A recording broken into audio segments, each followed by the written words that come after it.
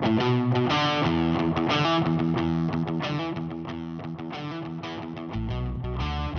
everybody, David G here, founder of the Internet Marketing Party, and I'm absolutely thrilled to be bringing you the one, the only, Mr. Rob Burns, straight from California. How are you, Rob? Hey, what's going on?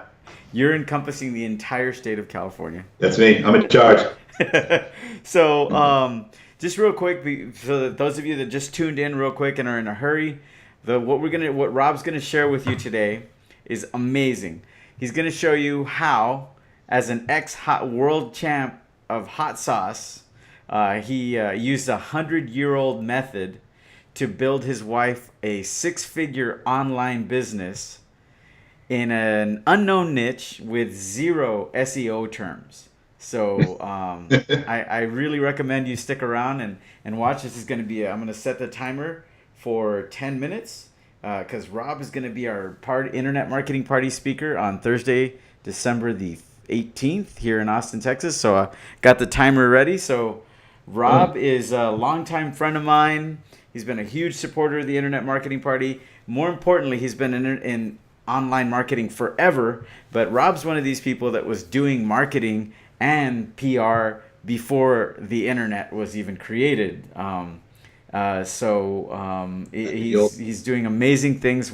He's always gets invited to the biggest, most successful, highest end masterminds. So he's always one of the people that gives the most valuable content at masterminds, which is why he keeps getting invited to more of them. Hint, hint, for those of you having masterminds that want people who can give great addition to the masterminds. I present to you Rob Burns. Take it away, Rob. Hey, what's going on? Cool. So we want to talk about how I use how I used a outdated 100-year-old method to start a six-figure business for my wife. Yep. Right? Okay, Yeah. cool. In 10 minutes. And when we say outdated, obviously it still works, but people think it doesn't. Right, and it's something that's been around for a while. And so before my internet marketing days, my wife and I were both in a company called Banyan. We started a company called Banyan Publishing, and we primarily focused on doing marketing materials and PR for hotels and resorts. And we had all the major hotel chains in the country. And we were kind of 50-50 partners and working together, and everything was going great until September 11th hit, and that really pretty much it was really kind of interesting because it was almost, I would say, within 2 days, every single CFO from every major hotel chain in the country called us up and just said, hey, nobody's traveling, so we'll cancel our contract. So we literally shut down just like that instantly. And so we both talked, and we're both kind of, if you know my wife Kathy, we're both kind of captains, and chiefs. And so when we had Banyan Publishing, it was really kind of funny because our employees, like, they actually had an intervention one time because they told us they thought we should get a divorce because we would she'd come into my office and like, hey, I want you to do this, do this or do that, and I'd be like, screw you, I'm the boss. And then I'd go into her office and try to get her to do stuff. She's like, well, I'm the boss, you can't tell me what to do. And so it was kind of that, and we were just actually having fun, stressed everybody else out of their minds, but for us, we were just we kind of like raising the bar on each other. So anyways, after Banyan Publishing, we decided, well, let's kind of do our own thing and let's start our own businesses. And I evolved into, first I started a hot sauce company, and I started to sell hot sauce online. And this is way back in the early days of the internet. It was so long ago that actually I didn't even know about shopping carts, that people would actually mail us checks in to buy hot sauce online. But that's it. But it also helped with my SEO chops, and that's really where I started doing SEO and internet marketing, and wound up ranking #1 for key phrases like hot sauce and things like that. And I eventually wound up selling that company. But my wife, she actually took a year off. I said, hey, well, just take a year off and figure out what you want to do and figure out kind of what your next incarnation is. And so she literally took a year off, and probably, actually, I'd say closer around 10 months, she came back and she said, well, I think I know what I want to do. And I was like, like, great. So what is it? What are we going to do? What's our next money making venture? And she said, well, I want to be a professional organizer and an image consultant. And so now this is around 2002. And so I'm, outwardly I'm saying, hey, that's awesome. I totally support you. And I'm thinking, in the back of my head, like, what the heck is that? And I hope she figures something else out that'll actually make us some real money, because I have no idea what a professional organizer is or an image consultant. Because back then there weren't all the TV shows they have now, where like all the stuff I'm forced to watch, like What Not to Wear and all those kind of shows that make me ooze estrogen after watching them. So anyways, so I said, well, how I can't really use SEO because nobody's really looking for it, because it's an industry that hasn't really started yet. It's just kind of in its infancy, and even internet marketing. I mean, I couldn't even do paid stuff.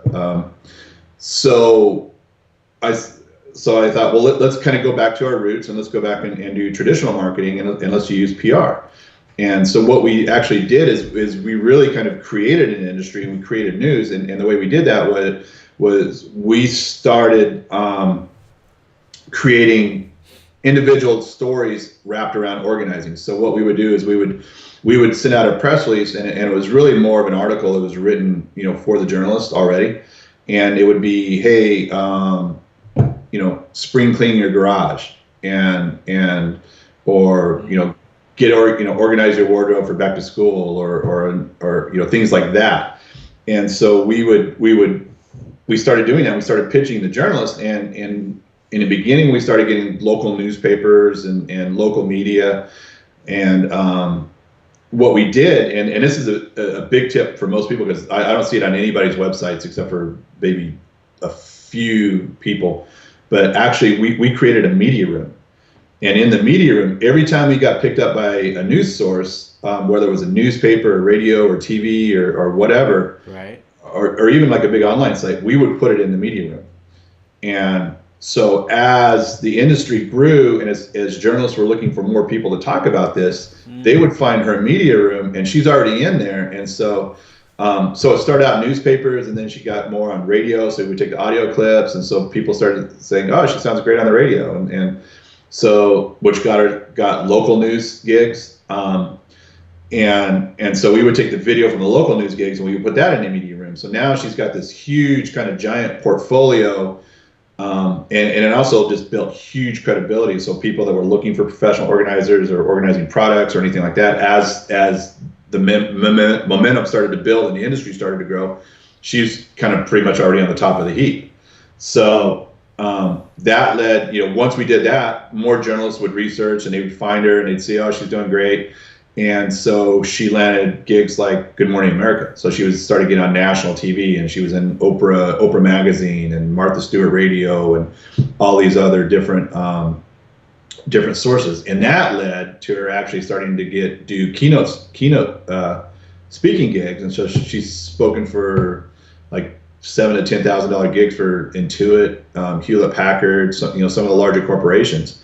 And that's really kind of how it snowballed, and then it evolved into some online products and some larger corporate clients, and it's wound up to be a pretty much consistent high seven-figure business, or six-figure business, I should say, for the last eight to 10 years. So I mean, longer than that actually, because you think about it. So that's how we did it. So we took and it was all just really started out using press releases and just kind of creating an industry where something didn't exist, which is, and the whole point behind that is a lot of people think, well, we can't, press releases are great if you're a large Fortune 100 company or you have stocks, you need to announce or something like that. But really, I mean, even the smallest mom and pops can really do a lot with press releases if you do them the right way. So. Very cool. Very So cool. that's it. So, yeah, I dig it. I dig it. So, one big takeaway that I found already is if you don't have a media room on your website, you're leaving money on the table. And if you don't have media to put in your media room, then is that some of the stuff you'll be talking about at the party? Sure, absolutely. So I mean, like what because there might be some people watching right now and going like, oh, okay, cool. I'll Google me PR, and like full disclosure, as a result of you having created such a success for your wife in an unknown industry that had no SEO terms, you went ahead and decided to create a PR company, huh? It's called PR Reach. Yeah, and what I really, the reason I started it is PR is such it's been around for a while. It's over 100 years. The first press release actually was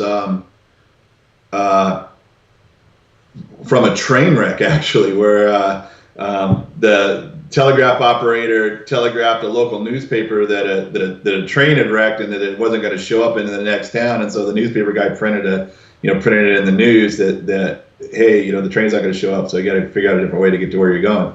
And that was the very first press release, and so that's what over 100 years ago, because they didn't even have telephones. So, and so I saw that the press releases were still really effective, but the technology hadn't caught up yet. And there's a lot of industries that are really big, large industries that are so ingrained into their existing technology, right, that they can't really evolve. And so I said, well, this is a huge opportunity because it still works, and there's so much more that you can do with it, and that's why I did what I did, and I created PR Reach, which actually has a video press release and has social media components and things like that. Not to toot my own horn, but right. So. But in other words, you don't require PR Reach to get the kind of success that you see. No, you could use almost any press release company, and you could use the same thing, and you can create videos and run it through different social media channels and things like that. You just make it easy. Yeah, I just make it easy. But yeah, you don't have to use my service at all. You can use whatever service you're using, and it'll still be fine if you do it the right way. I'm noticing that more and more of the most successful entrepreneurs are the ones that identify a need that they had themselves, and then they go and they create a solution that they wish that had been there when they were first looking for it. So exactly. Yeah. Exactly. All right. So what are the top 2 or 3 things you're gonna? Because the timer went off, so I just want to start winding down here real quick. When people come to your party to hear you speak in Austin, Texas on Thursday, December the 18th, what are the top 2 or 3 things that they, because it might be cold and rainy, and they might be having to decide between going to a Christmas party or coming to hang with us, which, by the way, we're going to encourage everybody to bring Santa hats, and there'll be some cool contests and stuff. What are the top 2 or 3 reasons why people should come out on a potentially cold, rainy day when they could be at home snuggled up watching YouTube instead? I know. So one good thing I'll talk about is it doesn't matter even if you're a 97-year-old grandmother, but why everybody could use a good hooker when they're doing PR. A good hooker? Uh-huh. All right. I'll explain more about it, but it doesn't matter who you are, but everybody can use a good hooker. All right, so that's one. And I'll talk about it. I'll probably talk about it because there's a lot of just different, and it'd be too long to explain now, but there's a lot of really crazy, weird things that you can do with PRs that most people don't know that you can do. And I'll give you 4 or 5 examples of just some kind of unique, out of the box ways that you can use press releases to help your marketing, no matter what business you're in. Okay, cool. How's that? That's kind of great. broad in general, but I mean, for me to be able to explain it would be like it'd take longer than our time to have it. So awesome. So the last thing I wanted to talk about is we're going to offer our raffle prize winners at the Internet Marketing Party your 3 best suggested, highest recommended books on business, life, or marketing. What would those 3 books be so that people know to start checking those out? I would say Pitch Anything, and that's what Oren Klaff, I think. Yeah. Art of War by Sun Tzu, or depending on how you pronounce it. Every time I hear somebody pronounce it, it's different. And then see what else? Trust Me, I'm Lying, I think would be a good one also. So cool. Well, maybe we'll see if Ryan Holiday comes out. Yeah, Trust Me, I'm Lying by Ryan. That's actually a really good one because he's one of the guys that really has taken kind of that old model of PR and really kind of turned it around and used it and he's actually created markets using it. Nice. So he's a that's a great book. So.